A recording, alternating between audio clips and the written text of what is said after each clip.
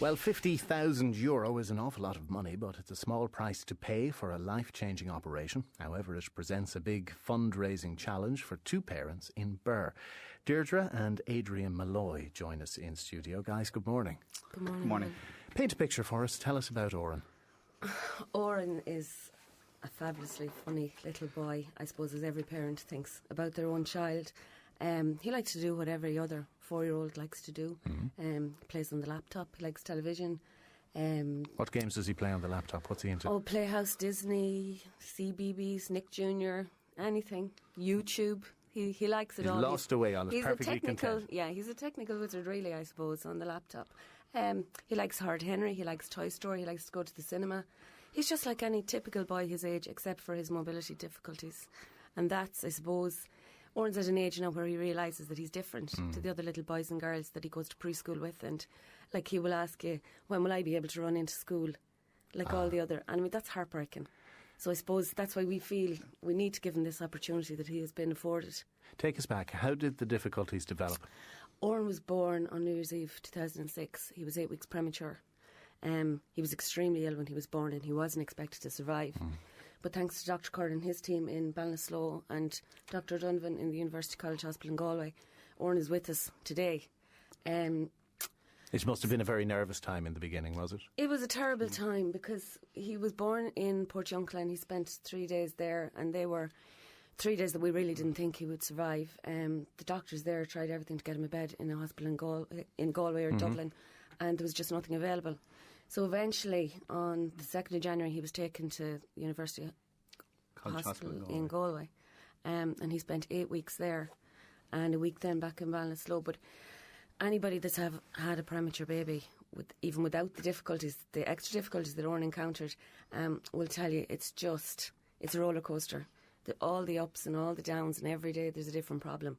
But he survived all that. We're still on track, and we have him today, which is a huge plus. But what other difficulties did develop in time? The other difficulties that developed, I suppose, when Oran was born, he wasn't breathing, so he was born as a flat baby, really. He needed complete resuscitation. So from that then, his lungs weren't developed.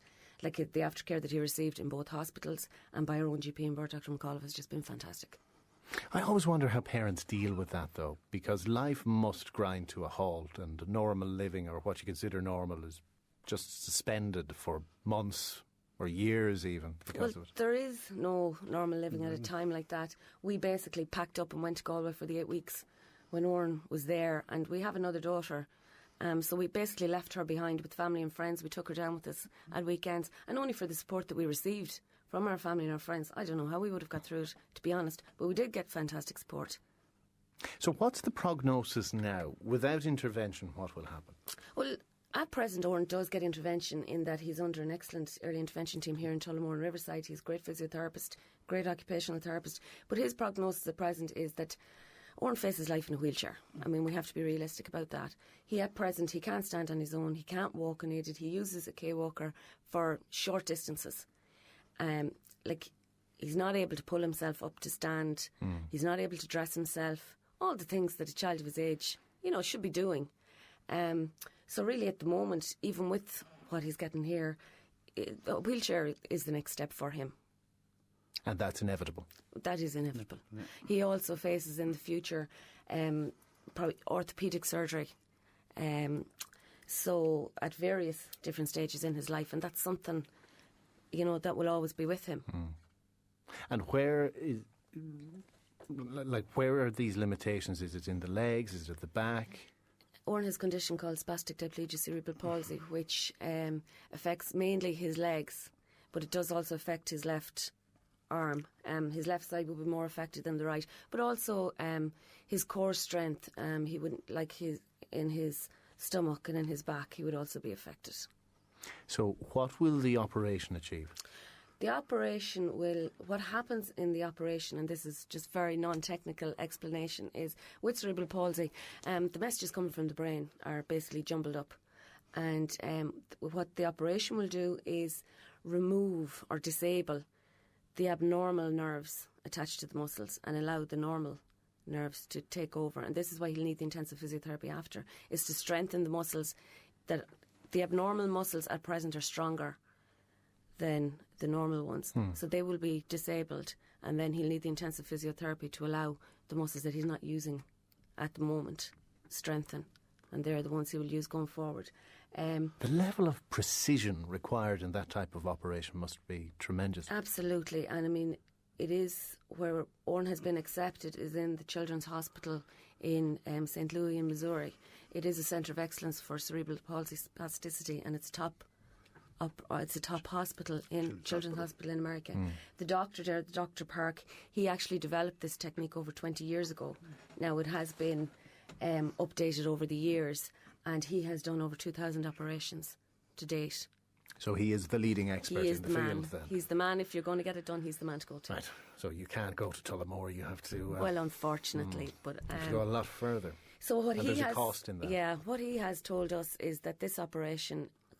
I know you're dependent that everything goes well, of course, like any operation, that Oran will walk, certainly for the rest of his life, on crutches.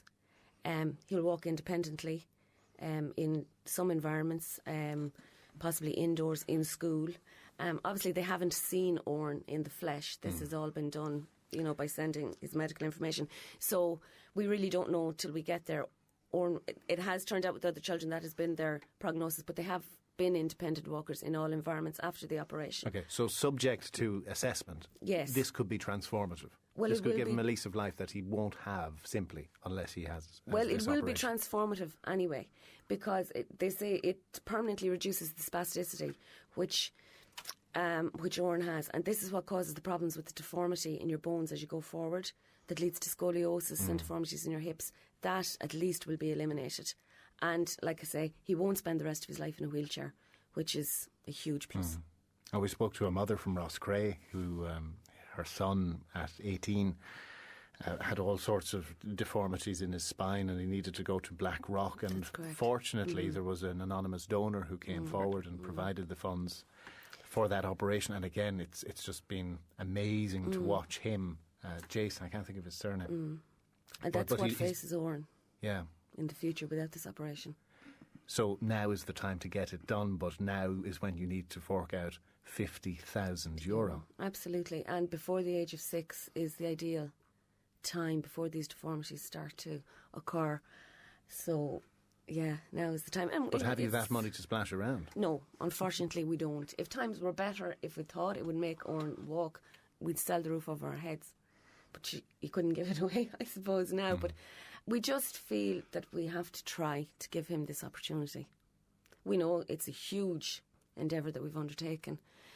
But we have very good family, we have very good friends, we have very good support. So we're hopeful.